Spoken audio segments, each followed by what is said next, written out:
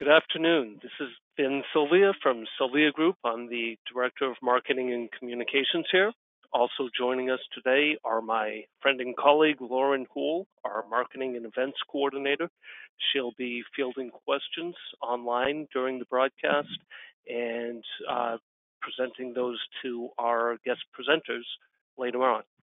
Also with us is our featured presenter, Frances Dewing, the co-founder and CEO of Rubica, and Lisa LeBlanc, Sales and Marketing Manager for the Pure Group of Insurance Companies.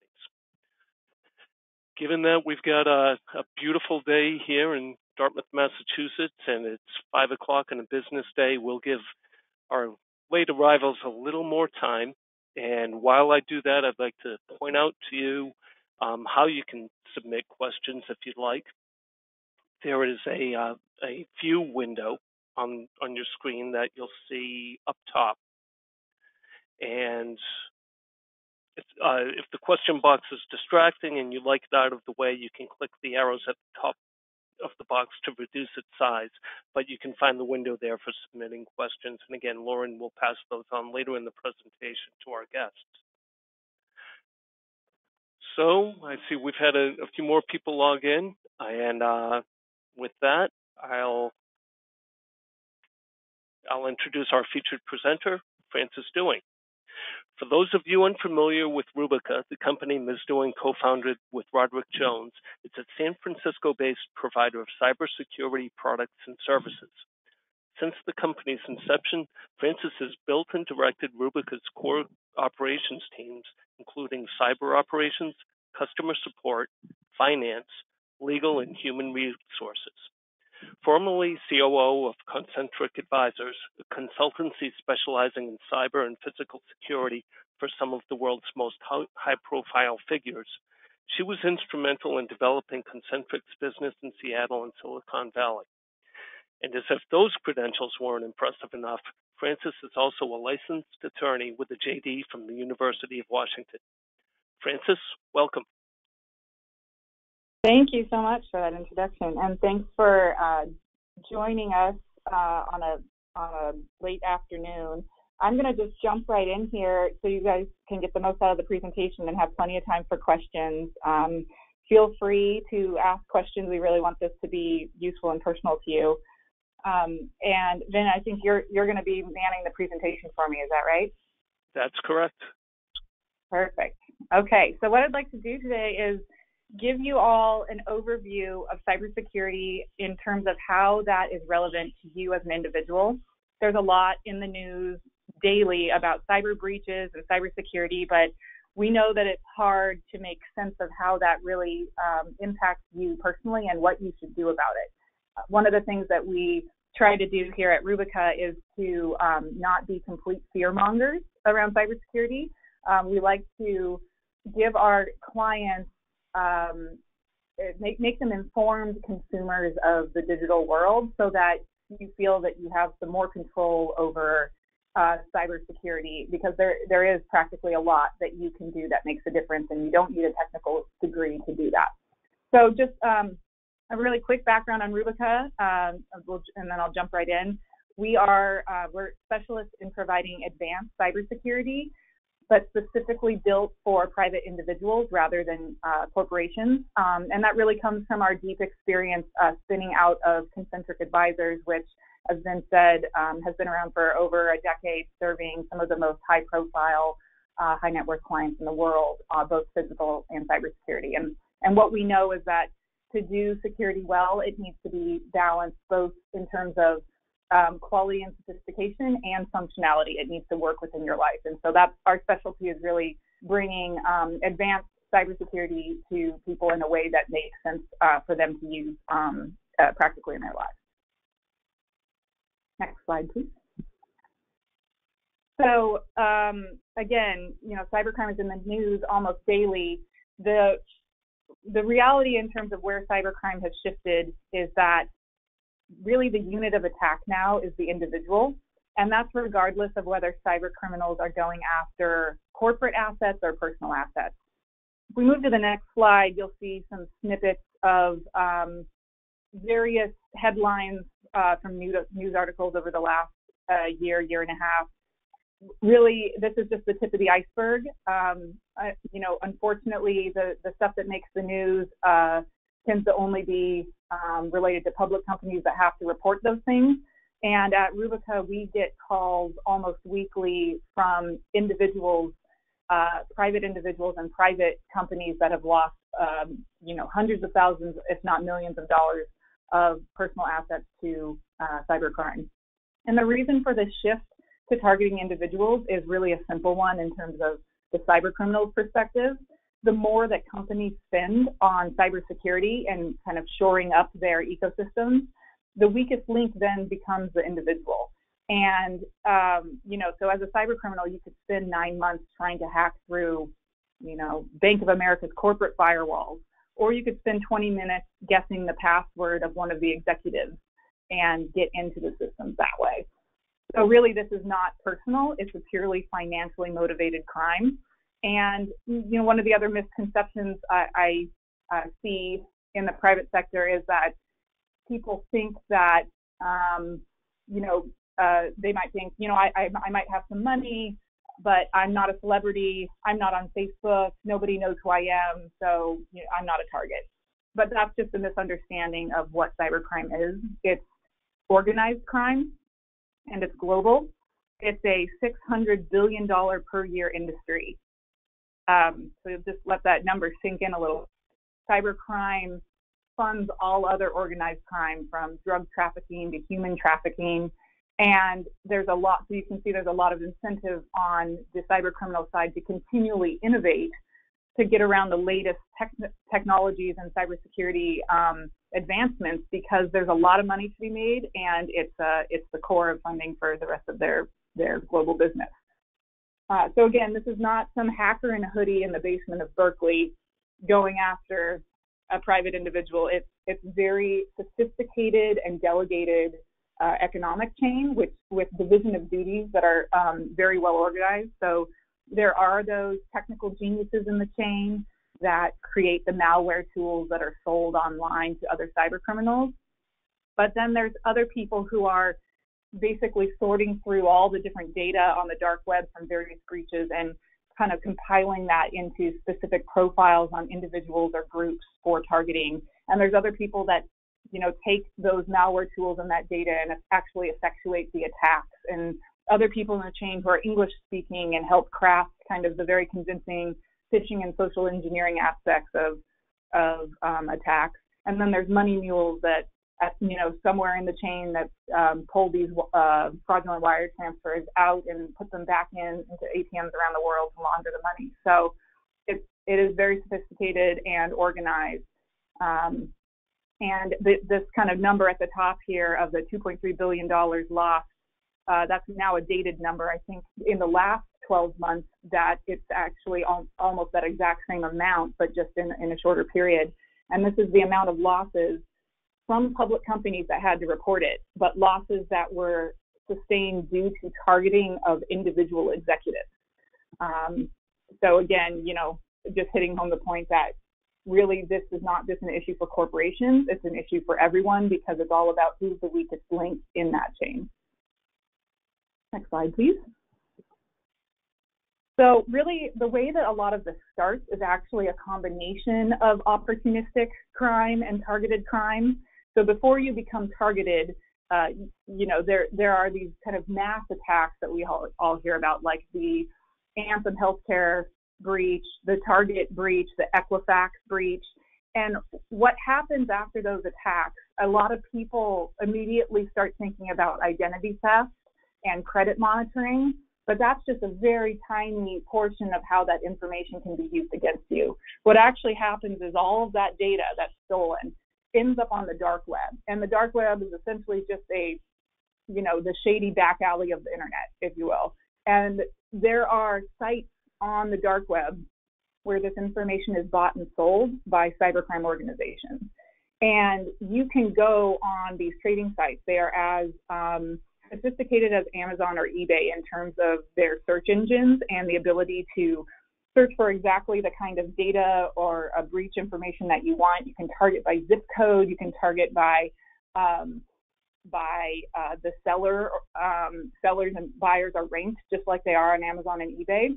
And you can buy not only the data or a full profile on an individual in terms of, who they bank with, their passwords if those are available, who they're connected to, last places of residence, account information.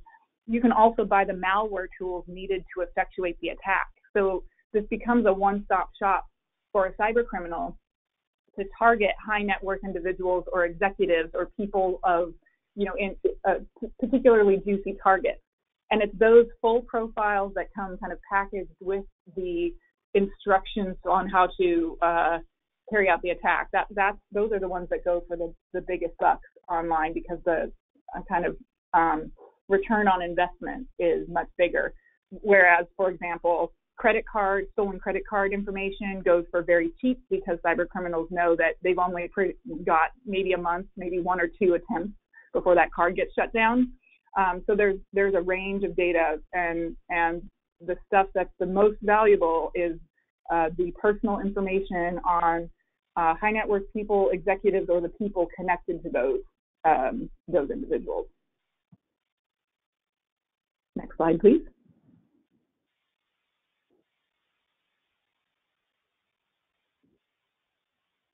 So what this means is that basic protection that has historically been available to individuals, like antivirus or pop-up blockers, that's really not enough anymore to combat targeted cybercrime. If you're down on the kind of left-hand side of the screen in terms of net worth, your likeliness of attack is, you'll get the same mass phishing emails and mass attacks that everyone does. But if you're in this blue zone, you're going to be a target at some point of sophisticated cybercrime just because of that return on investment. And it's really that intersection between how juicy of a target are you and how weak are your or strong are your security protections.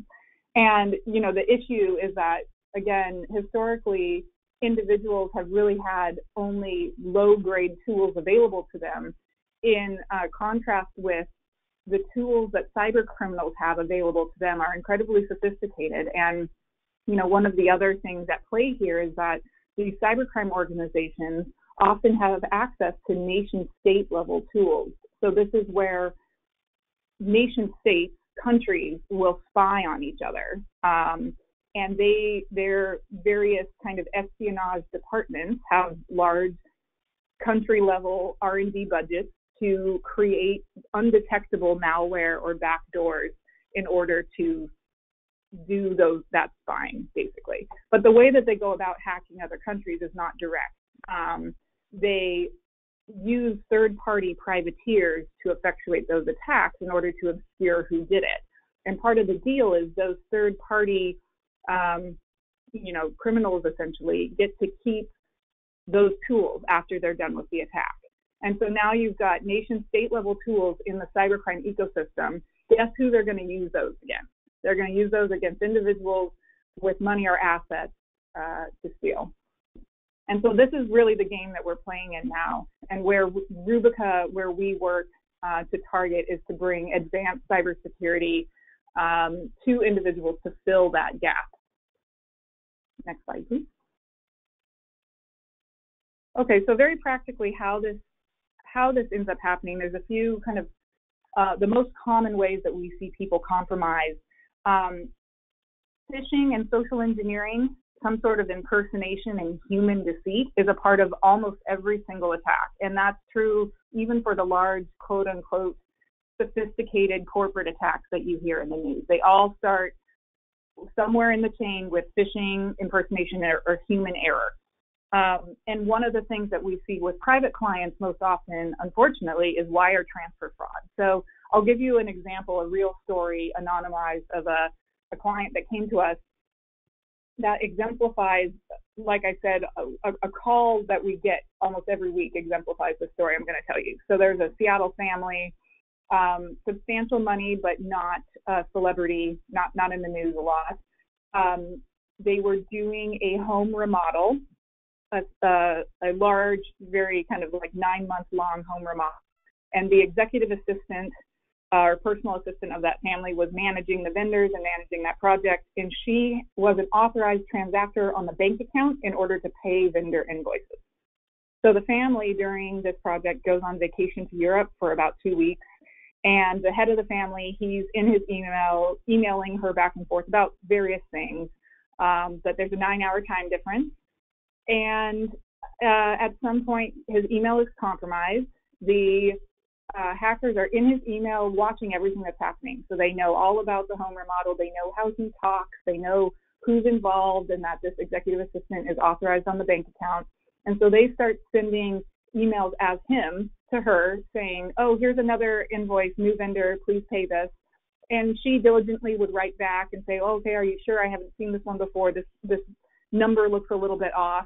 And they would reply as him, and they would delete all that correspondence from the inbox, the outbox, everything. So even though he was still logging in and checking email, he never saw any of that. And she never thought to call him to verify, because why would she? Sounded just like him. So she goes to the bank and pays those invoices, and they do the callback with her. They do the two-factor authentication and all of the security protocols because she is authorized on that account. And so 8 wire transfers later, over $1 million of this family's personal assets were gone, and there was no way to get those back. The bank was not liable because there was nothing breached in terms of their protocols. It was a breach on the side of the family and their protocols with one another. And this is really, I think, where people kind of misunderstand how backwards our infrastructure and policies and laws are in regards to consumer protections around this, because obviously this family was a victim, but the bank is not liable. And so there's nothing in that system there to make that family whole in that case. And like I said, unfortunately, some version of this comes across my desk almost every week. And this particular gentleman came to us after he had lost that money and wanted help getting everything secured. And he asked us, well, how did they get in? Now that you've seen all my computers and systems and everything, how did they get in? And I had to nicely tell him that that's like asking me how the robber broke into your house when you may have locked the front door, but you left every window open. There are so many different ways that cyber criminals can poke at your world. It's not good enough to just have one thing. This particular guy had a very core password. He didn't have two-factor authentication on his email. He had malware on his device. He frequently used insecure Wi-Fi at hotels and while traveling. So, they could have gotten in any of those ways. Next slide, please. So really what that comes down to is, if you want to be secure, you need to think of cybersecurity as an ecosystem, and all kind of areas of your digital world need to be secured in order for you to be secure. And I like to think about that in terms of 3 buckets. One is your devices. So each of the devices that you use to access something on the internet is a way in for the bad guys. Number 2 is also your internet connection. So are you connecting to the internet by cell service, by Wi-Fi? Is that your home or office Wi-Fi? Is it free Starbucks Wi-Fi? Is it hotel Wi-Fi? And third, online services and accounts. So you access these third-party services like email or Facebook or banking systems or file share systems like Dropbox. How are those secured? Part of that is you are relying on those third-party companies and their own security protocols, but you also have control over your username, your password, the other security settings, and how you share or protect those on your end. So, for example, you could have perfect online protocol. You could have perfect passwords, never reused, really long. You could only connect to the internet through your very secure office network and never use any public Wi-Fi. But if you have malware on your device, you could have encrypted email, and that doesn't matter, right? So that if your device is insecure, it doesn't matter about the rest of them. Similarly, if your device is perfectly clean and secure, and again, you have perfect online hygiene with accounts and everything, but you're connecting and doing banking on Starbucks Wi-Fi, that's a problem. One of the, this was a number of years ago now, but one of the more high profile cases of a hotel hack was 8 of the top 10 luxury hotel chains in the world they were all compromised. They all used the same router system called an in-gate router, which had a backdoor exploit in it, which allowed bad guys essentially to get onto these Wi-Fi networks at the hotels. And what they were doing is, even if you were a guest and you were logging in with a username and password that was given to you at the front desk, they were, in kind of the root of that system, so they still could see and intercept everything that the guests were doing. And what they would do is they would present you with a pop-up that said, your Adobe Flash is out of date, or your Microsoft Office suite is out of date, please update here. And users would click that thinking they were doing an update, and it was actually downloading what's called a keystroke logger onto their devices, which does exactly what it says. It logs every keystroke you type. And so the bad guys are collecting people's username and passwords to email, banking sites, etc. And they were doing that specifically at luxury hotels. So as you can imagine, the guests that stay there are the ones they want access to, not the ones staying at Motel 6. So, and then, another thing that's kind of occurring more frequently in terms of keeping your devices secure is, it used to be that you really only got infected if you were doing kind of shady things online, or if you clicked on things. And, you still have to be careful about what you click on, but frankly, there are ways to infect your device even without clicking on them. So if you might be going to a legitimate site like a news outlet or a hotel booking site, and as you're, probably familiar with, there's oftentimes ads along the sides of those web pages that have kind of flashing advertisements of different sorts. Those ads can be laced with malware, and they can install things on your computer simply by playing a video or flashing at you. You don't even have to click on them. So these are the kind of the 3 different areas that you have to always consider in terms of cybersecurity. It's really not a one and done thing. It's a continual kind of management of all of those 3 areas. Next slide, please.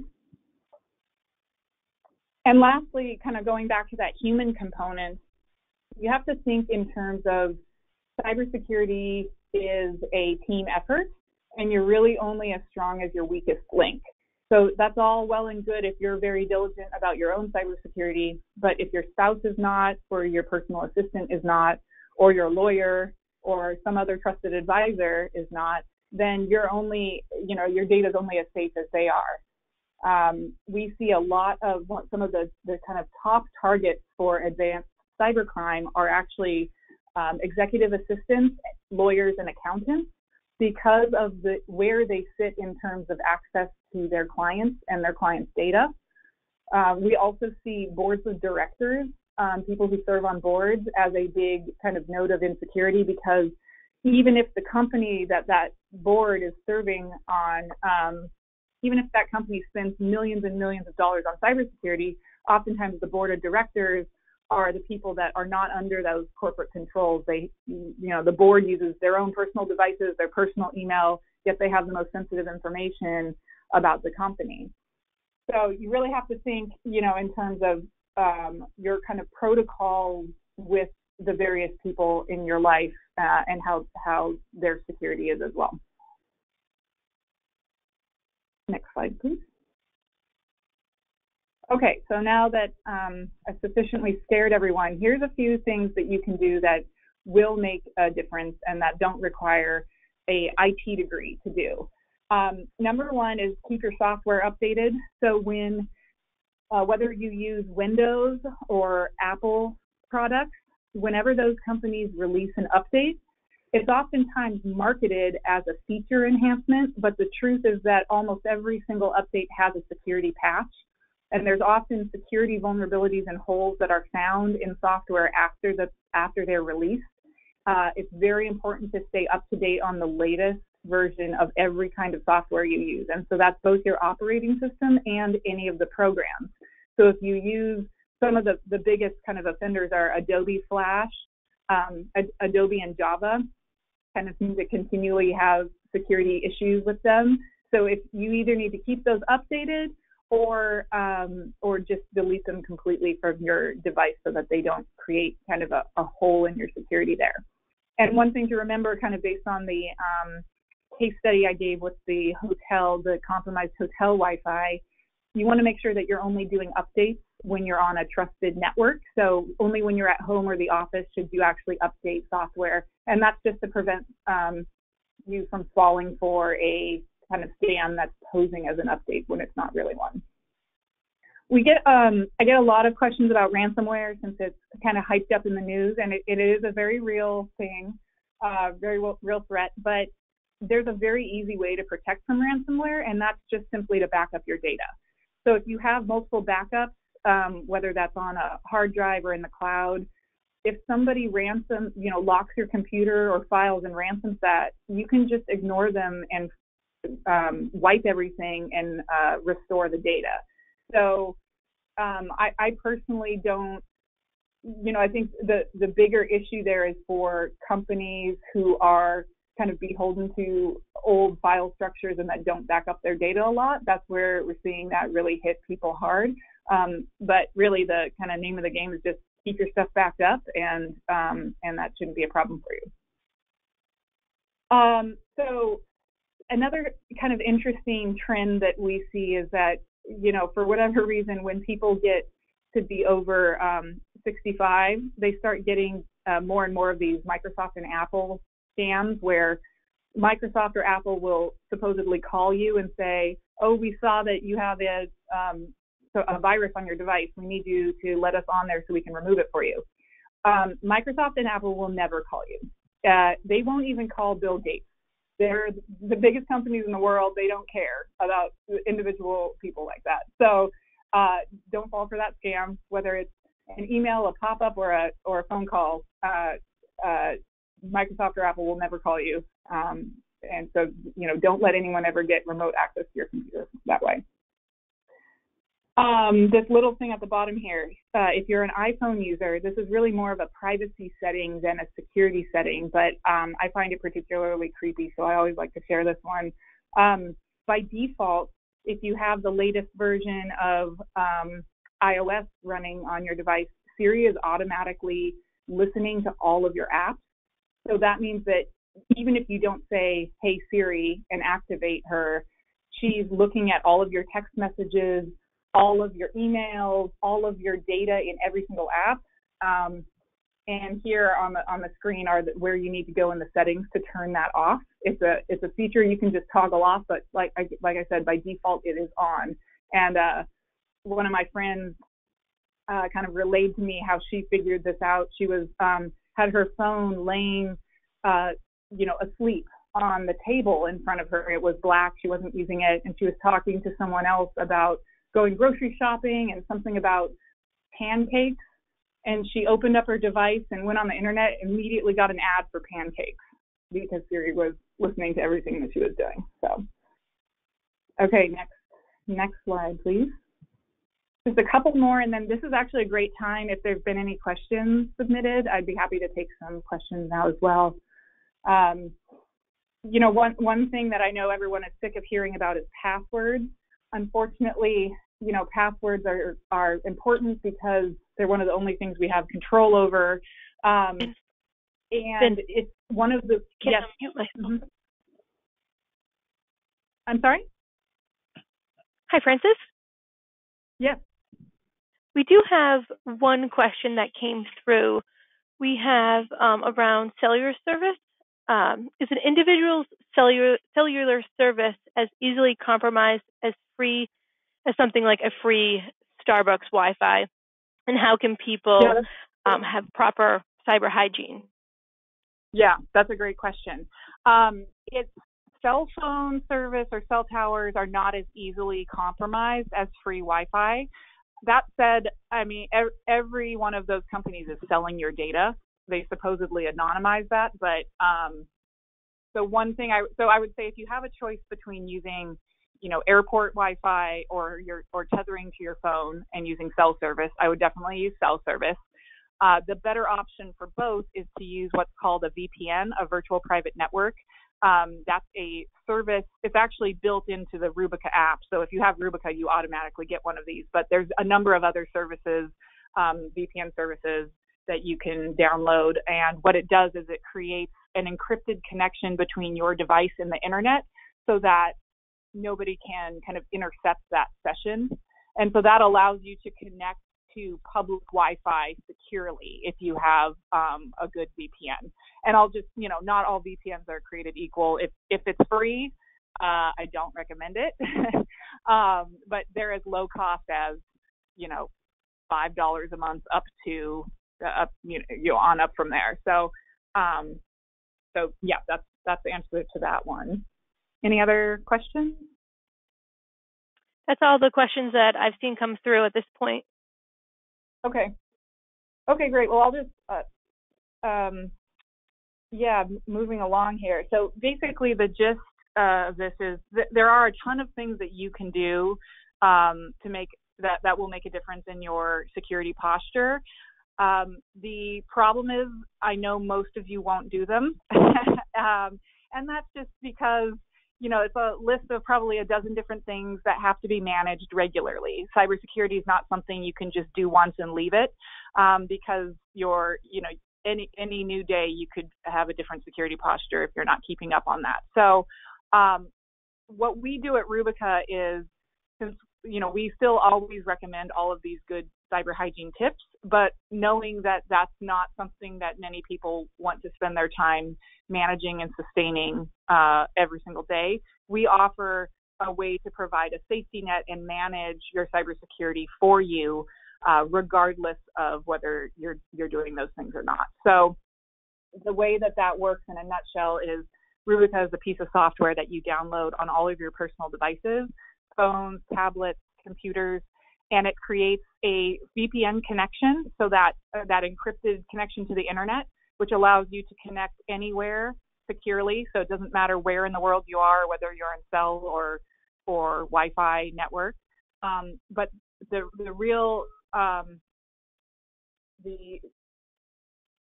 really important part of what we do is that that VPN connection routes your device traffic through our security stack that's managed 24/7 by human analysts. And so what that allows us to do is you connect to the internet as normal, do everything that you do, and our cyber analysts and our system tools are blocking automatically things like known malware and phishing and malicious sites and malicious downloads. And we also do behavioral and anomaly analytics to detect even unknown threats. So anything that's abnormal about your data or traffic, we will investigate and reach out to you personally to help remediate. So it's full service in that capacity. And I can't remember if we have any other slides or not. Okay, so this is just a recap of what I just said. And these slides, by the way, are, I believe, Sylvia Group was going to make that available to you if you want them. If there's anything we skipped over and you want a copy of the slides, that's no problem.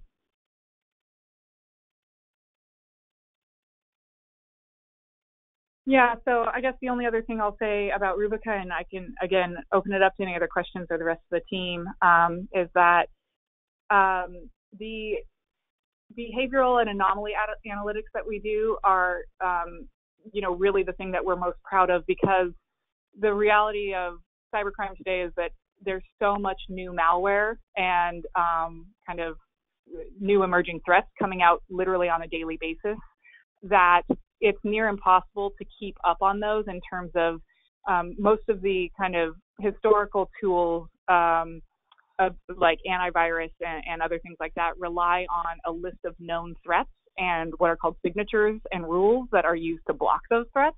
But if you don't know what the threat is, you can't write a rule for it. And so what our analysts do is they're constantly doing threat hunting based on behavioral indicators in the data. They look for indicators of compromise and anything suspicious. There's a number of different vectors that they look at, and that allows them to detect behavioral patterns that allow us to find even emerging threats. So we're about 4 weeks ahead of mainstream in terms of being able to detect new and emerging threats, and then mitigate those for our customers and write them back into the system to automatically protect the rest of our clientele.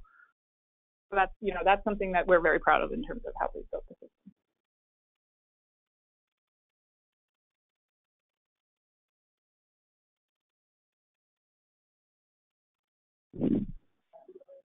And this is just another comparison of all the different things that the Rubica system does as compared to just a out-of-the-box VPN versus antivirus or enterprise-level kind of intrusion detection and prevention systems.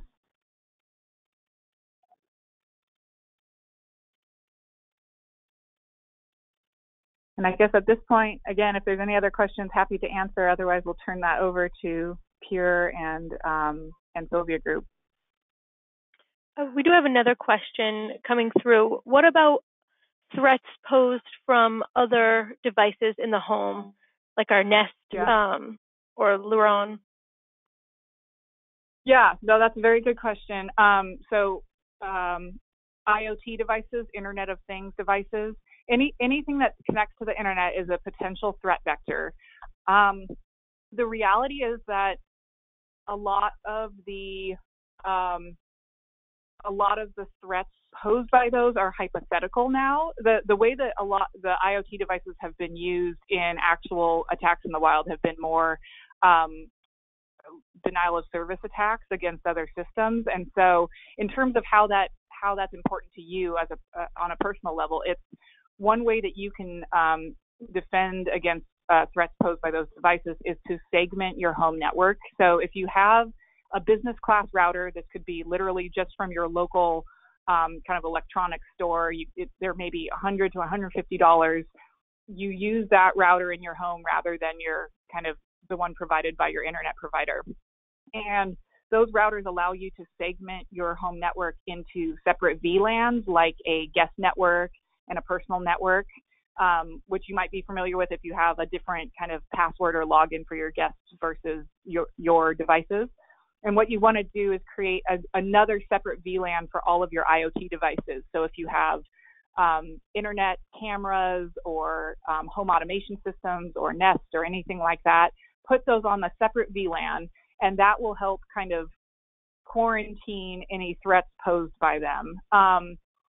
That's the kind of easiest thing to do. I may say the other thing too is to understand what data that those devices collect on you. And in terms of privacy settings, it's really important to understand how to optimize that for your own kind of risk appetite. I know there have been, for like Alexa specifically and some of the other home control, like voice control devices, those have actually been subpoenaed in high profile divorce cases. They, again, are listening to everything that you do unless you kind of tweak those privacy settings. So I would say, aside from segmenting stuff on your home router, really just understanding, digging into the privacy settings on those devices and understanding where you want those so you can kind of make informed choices about that. Thank you.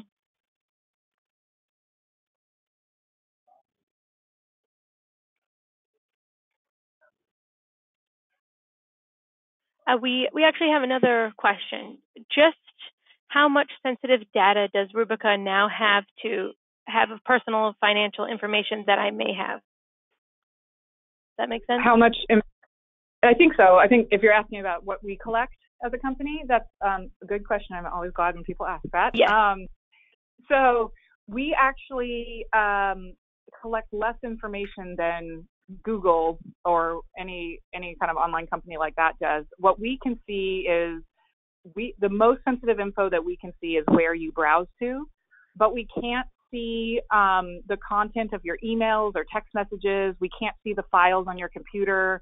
We can't see the content that you access on secure websites. So like if you log into your bank account, we can't see your password. We can't see your account numbers. We can't see the information in your account. We also can't even see inside your Facebook account. We can see that you went to Facebook, and that's it. we can see if you click on a malicious link in Facebook and it tries to redirect you to a malicious site, we can see and block that, but we can't see what you're doing on that site.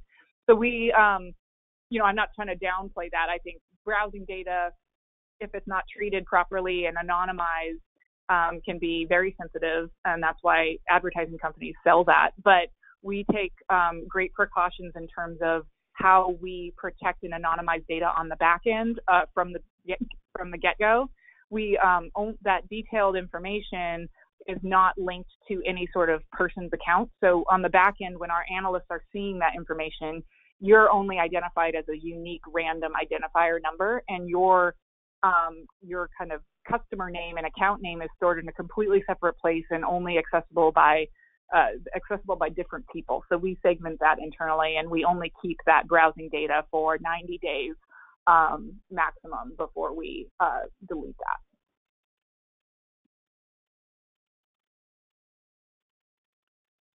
Okay, that appears to be it for the questions.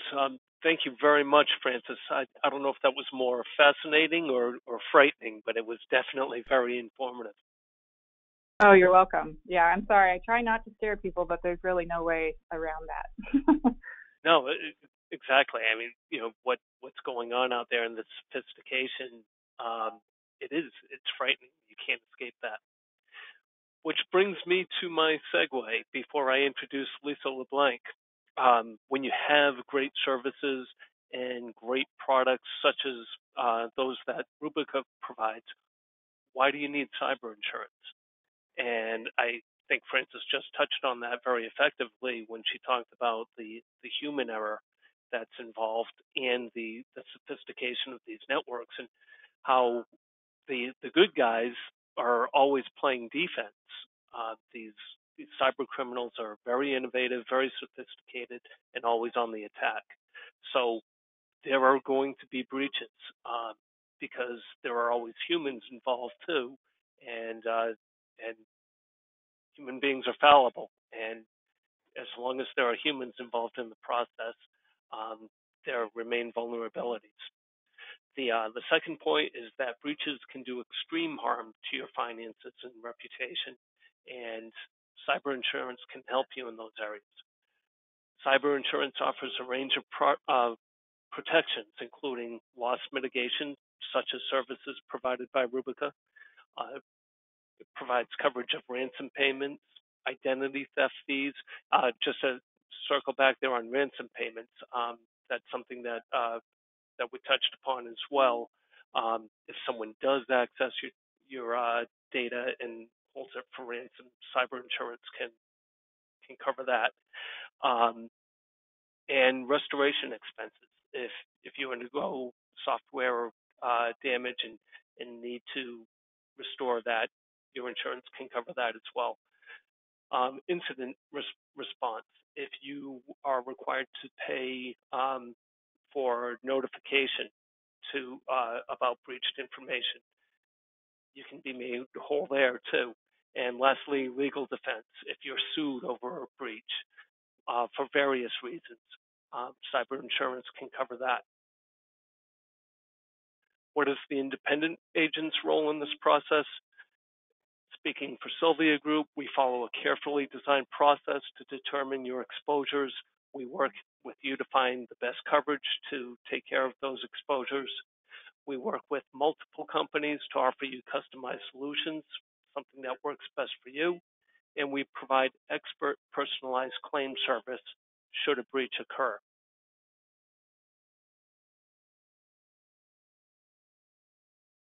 Now, one of the very best insurance carriers Sylvia Group's with is the Pure Group of insurance companies, which, as you'll see in a moment, goes well beyond insurance coverage to protect its clients, including providing the services of Rubica.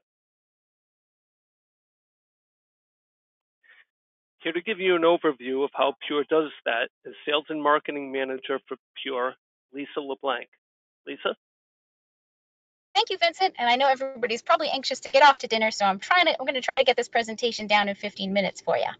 So just to kick off, in 2015, Pure conducted a survey in partnership with Chief Executive Magazine, which revealed to us that the majority of CEO respondents find cyber risks as their greatest personal risk, rating it even higher than list of concerns like natural disasters and home invasions, among others. And all of the risks presented, respondents felt that they were least comfortable with their ability to protect themselves and their families from cyber risks. Around that same time, we here at Pure started to see an increase in some cybercrime reported by our membership. So that year, we took steps with the advice of concentric advisors to help our members live more confidently in a world of increasing cyber risk and introduced Pure Cyber Safe Solutions. Now, this is a service designed to help our members assess, prevent, and detect and respond to cyber threats. It comes with their Pure membership. The services available to every member include an online cyber knowledge center that includes a white paper and other resources designed to help members better understand the cyber threats and learn how to mitigate them. We also have a cyber advice line, a line monitoring specialists who can answer specific questions or help address members' concerns regarding preventing or responding to a cyber attack. We also have a cyber safe fundamentals checklist designed to help our members identify and mitigate vulnerabilities in their home network devices and online activities.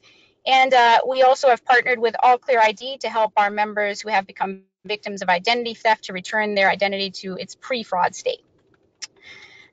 Sylvia has been kind enough to add a handout to the webinar with more detailed information about this service.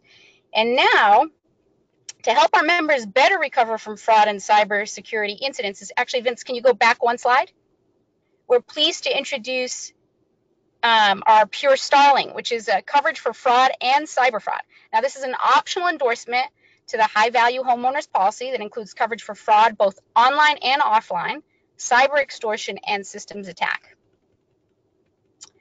Our base limit of coverage is $100,000 with a $500 deductible and has an annual premium of only $250.